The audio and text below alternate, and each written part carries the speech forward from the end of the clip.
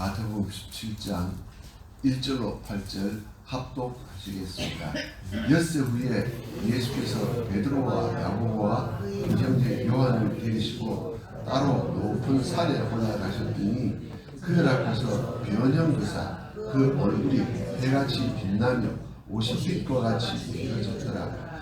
그때 모세와 엘리야가 예수 앞에서 말하는 것이 그들에게 보이거늘 베드로가 예수께 여쭈어 이르되 주여 우리가 여기 있는 것이 좋사오니 만일 주께서 원하시면 내가 여기서 초막 셋을 짓되 하나는 주님을 위하여 하나는 모세를 위하여 하나는 엘리야를 위하여 하리이다.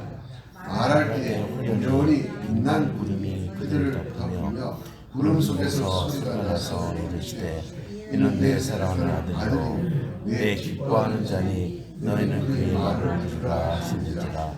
제자들이 듣고 엎드려 심히 두려워하니 예수께서 나와 그들에게 손을 내시며 이르시되 일어나라 두려워하지 말라 하시니 제자들이 눈을 보고 보매 오직 예수 외에는 아무것도 보이지 아니하더라. 6절 예수님의 제자들이 심히 두려워하게 되었습니다. 그런데 7절 예수님께서 나와 그들에게 손을 대시며 일어나라 두려워하지 말라 하시면서 두려움을 물리쳐 주셨습니다. 이 시간은 두려움을 물리치시는 예수님, 두려움을 물리치시는 예수님이라는 제목으로 본문을 상고하고자 합니다. 4절입니다. 베드로가 예수께 여쭈어 이르되 주여 우리가 여기 있는 것이 좋사오니 만일 주께서 원하시면 내가 여기서 초막 셋을 짓되 하나는 주님을 위하여 하나는 모세를 위하여 하나는 엘리야를 위하여 하리이다. 세 제자들은 모세와 엘리야가 예수님과 대화하는 것을 보고 두려워하면서도 크게 기뻐했습니다. 사실 모세와 엘리야가 예수님께 나타난 그 순간에는 그들이 알지 못했습니다. 그런데 그들이 말씀을 나누시고 떠날 때가 좀 되어서야 정신이 들었고 그 짧은 시간에 그 광경을 보고도 그들은 두려워하면서도 크게 기뻐했습니다. 베드로는 그곳에 세 분을 위해서 초막 3개를 짓겠다고 제안했습니다. 근데 유대인들은 그해 마지막 추수를 마친 후에 초막을 짓고 일주일 동안 그 안에 살면서 초막절을 지켰습니다. 이 초막은 옛 조상들이 광야에서 방황하던 일을 기억하기 위한 것이었습니다. 근데 사실 이 초막절은 성도들이 장차 천국에서 누릴 영원한 안식을 상징하는 절기였습니다. 이스라엘 사람들은 이 땅 위에서의 고난의 세월을 마치고 장차 이 세상에 이루어질 영원한 안식을 고대했습니다. 그리고 그 안식을 다윗의 자손이 오셔서 이루어 주실 것으로 기대하고 있었습니다. 베드로가 산 위에서 놀라운 광경을 보고 기대했던 것은 땅 위에서의 다윗 왕국이었는지 아니면 예수님의 가르침 속에서 영원한 하나님 나라가 도래했다고 생각했는지는 분명하지 않습니다. 어쨌든 그는 그곳에서 천막 초막을 짓고 그곳에서 살기를 그곳에서 살 생각을 했습니다. 하나님께서는 그들에게 미래에 임할 영원한 초막절 안식을 잠시 아주 짧은 시간이나마 그들이 체험하도록 하셔서 그래서 그들은 황홀경에 빠졌던 것입니다. 사실 영원한 안식은 이 세상이 끝난 다음에 누릴 수 있지만 예수님과 함께 한다면 우리가 찬송하듯이 초막이나 궁궐이나 그곳이 바로 하늘나라인 것입니다. 하나님께서는 그것을 체험하기를 바라서 그 영광 때문에 예수님께서 말씀하신 십자가 지는 일을 능히 이겨내게 하시기 위해서 보여주셨는데도 베드로는 아직 하나님의 그 섭리 안에 온전히 들어가지 못하는 것입니다. 누가복음 9장 33절에는 베드로의 이 제안에 대해서 자기가 하는 말을 자기도 알지 못하더라 평가했는데 평소의 생각 그리고 그의 신앙 정도가 그대로 노출된 것으로 보입니다. 그가 잘못 인식하고 있는 것, 그의 잘못된 내세관, 그의 믿음은 첫째, 예수님께서 당신의 사역을 이루시기도 전, 그러니까 인간의 죄를 위해 죽으시고 또 우리에게 입혀주실 그 넘치는 의를 이루시기 위해서 부활 성천하시고 그리고 영광을 얻으시기 전인데도 미리 그 영광을 얻고 그 영광 가운데 거하기를 원했다는 점입니다. 둘째, 산 아래는 아직도 고통당하는 영혼들이 많이 있어 그들은 그 영혼들을 구해야 할 일, 그 지대한 사명이 있음에도 불구하고 사명은 생각하지 못하고 단지 미리 안식을 얻고자 했다는 점입니다. 셋째, 복음이 예루살렘을 중심으로 온 세계에 전파된 다음 영광스러운 세계와 안식이 오는데 그 안식의 세계를 미리 구했다는 점입니다. 또 넷째, 그들은 모세와 엘리야를 예수님과 동등하게 여긴 점 등입니다. 물론 모세가 자신이 그 세 분께 수종드는 존재에 불과했다고 생각한 것은 그가 기본 신앙은 건전함을 우리에게 보여줍니다. 물론 베드로는 자신의 제안에 대해서 주께서 원하시면 하는 말을 하여서 예수님의 권위를 존중했습니다. 그러나 그의 제안은 심히 육신적이고 인간적인 발상에 의한 것이었습니다. 왜냐하면 주님은 이미 우리가 마태복음 16장에서 상고했습니다만 당신의 그 원하시는 소원이 예루살렘에 올라가셔서 우리의 인간의 죄를 대속하기 위해서 죽으시고 의를 위하여 다시 부활하실 것을 예고하셨음에도 계속해서 이렇게 인간적이고 육적인 발상에 머물러 있는 것을 우리가 보게 됩니다. 어쩌면 그는 이 안전한 산상에서 바리새인도 사두개인도 그 누구도 방해하지 않는 이 안전한 산상에서 지금 전개되는 놀라운 영광의 영적 계시를 받는 삶을 오래도록 지속하고 싶은 심정에서 그랬을 것입니다. 그리고 어쩌면 그는 예루살렘으로 올라가야 하는 그 십자가 져야 하는 걸음이 지체되거나 아예 무산되기를 바라는 마음이 자기도 모르는 사이에 있었고 그래서 이런 제안을 했을 수도 있겠습니다. 베드로는 이처럼 자주 졸다가 실수를 하곤 합니다. 겟세마네 동산에서도 기도하지 않고 졸다가 말고의 귀를 베는 실수를 하였습니다. 졸고 잠자는 생활에는 빛이 없습니다. 졸고 잠자는 상태에 빠지면 영적인 감동이 없고 기도도 되지 않고 하느님과 더불어 교통하는 영적 세계로 들어가지 못합니다. 5절입니다. 말할 때에 호련히 빛난 구름이 그들을 덮으며 구름 속에서 소리가 나서 이르시되 이는 내 사랑하는 아들이요 내 기뻐하는 자니 너희는 그의 말을 들으라 하시는지라. 호련히 갑자기 빛난 구름이 그들을 덮었다고 했는데 빛난 구름은 하나님의 임재를 상징하는데 사실 하나님께서 언제 우리에게 임하실지는 우리가 알 수 없습니다. 호련히 라는 말은 그런 의미를 우리에게 가르쳐 줍니다. 다만 우리는 하나님의 때를 우리가 잠잠히 기다리면서 가장 적절한 때에 하나님께서 임하실 것을 믿고 기다리는 것, 하나님께서 응답해 주실 것을 확실히 믿고 응답의 날까지 기도를 계속하는 것이 지혜 있는 성도의 처사입니다.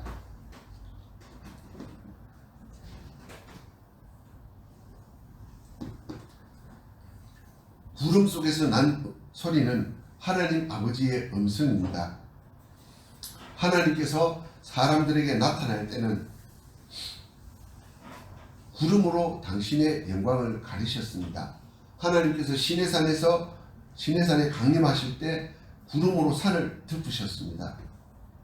그런데 하나님의 임재를 구름으로 가렸는데도 사람들은 크게 두려워하며 하나님의 음성을 직접 듣기를 원치 않고 모세에게 자신들을 대신해서 하나님께 가서 말씀을 듣고 전해달라는 요청을 했습니다.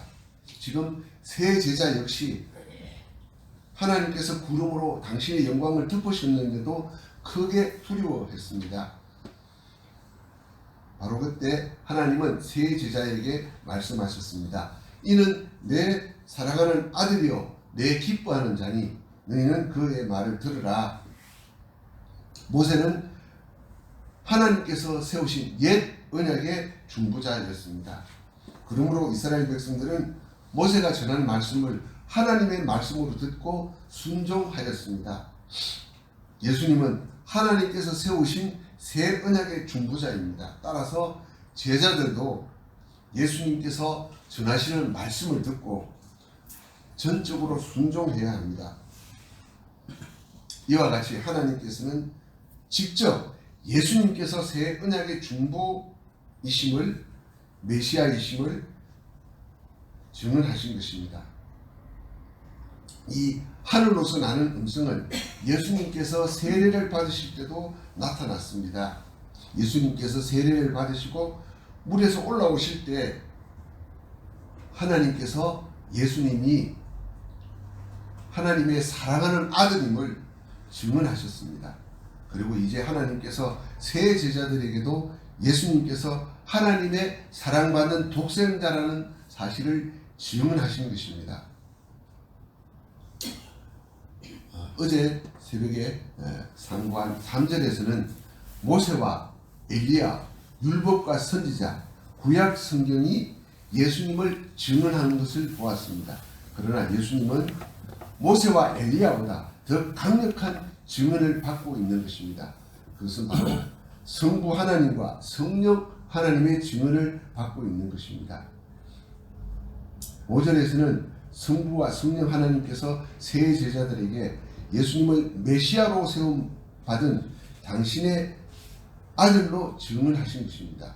이러한 삼위일체 하나님의 증언은 세상의 어떤 증거보다 더 강력한 증거입니다. 예수님은 제자들에게 당신께서 죽으셨다가 다시 살아날 것을 예고하셨고 그때 베드로는 이 일이 일어나면 안 된다고 항변했습니다. 그러나 모세와 엘리야는 예수님의 죽음이 영광스러운 사건임을 보여주었습니다. 그리고 성부 하나님께서도 제자들에게 예수님의 권위를 선언하시고 그들에게 예수님의 말씀대로 따라갈 것을 권면하고 있는 것입니다.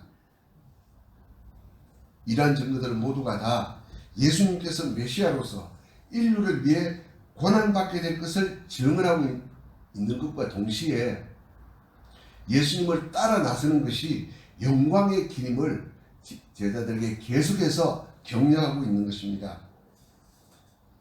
고난 뒤에야 영광이 있습니다. 그리고 그 영광을 바라볼 때 고난에 비할 수 없이 큰 영광임을 우리가 알게 됩니다. 그리고 기꺼이 고난을 영접하게 되는 것입니다.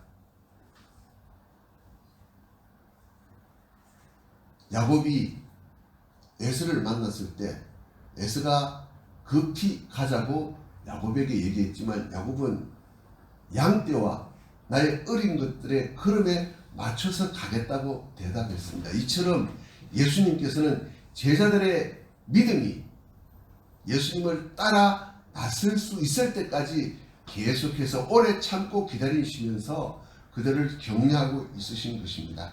6절로 8절입니다. 제자들이 듣고 엎드려 심히 두려워하니 예수께서 나와 그들에게 손을 대시며 이르시되 일어나라 두려워하지 말라 하시니 제자들이 눈을 들고 보매 오직 예수 외에는 아무도 보이지 아니하더라.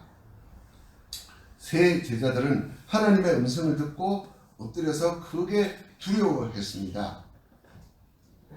세 제자들은 모세와 엘리야가 예수님과 함께 대화하는 것을 보는 것에 대해 이미 압도되었는데 하나님의 임재를 가리키는 빛나는 구름과 그 구름 속에서 울려 퍼지는 음성을 들었으니 거의 실실할 정도로 놀랐을 것입니다. 그때 예수님께서 제자들에게 오셨습니다. 예수님은 그들에게 손을 대시며 일어나라 두려워하지 말라 하셨습니다.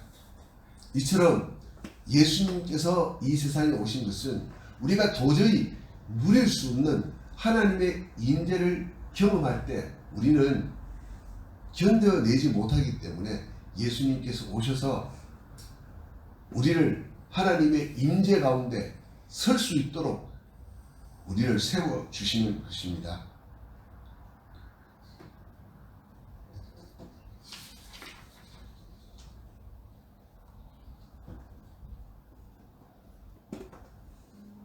예수님께서 그들을 찾아오시는 것만으로도 그들은 회복되었습니다. 이제 세 제자들은 가까스로 눈을 들어 주변을 둘러봅니다. 모세와 엘리야는 사라지고 예수님만 남아 있었습니다. 사실 모세와 엘리야는 16장 14절을 보면 유대인들이나 제자들이나 다시 한번 와서 자신들을 돌봐주기를 바라는 존재였을 수도 있습니다. 그러나 모세와 엘리야는 예수님의 고난에 대해서 하나님의 역사에 있어서 우리 구원 사역에 있어서 자기들이 할 몫을 다하였습니다. 그러니까 이제 그 구원 사역을 담당하실 분은 예수님 뿐인 것입니다. 인류 구원의 소망, 인류를 죄에서 건지실 하나님의 일은 예수님께만 그 짐이 옮겨져 있는 것입니다. 그러니까 이제 유대인이나 제자들이나 모세와 엘리야의 시대는 가고 예수님의 시대가 시작되었다는 것을 깨달아야 하는 것입니다. 3절에서 모세와 엘리야가 예수님께 나눈 대화는 사실 그들이 두려워했던 예수님의 순한 예고였습니다. 엄격길에 그 말을 들은 그들은 대화 내용이 아닌 그 영광스러운 광경 때문에 황홀경에 빠졌습니다.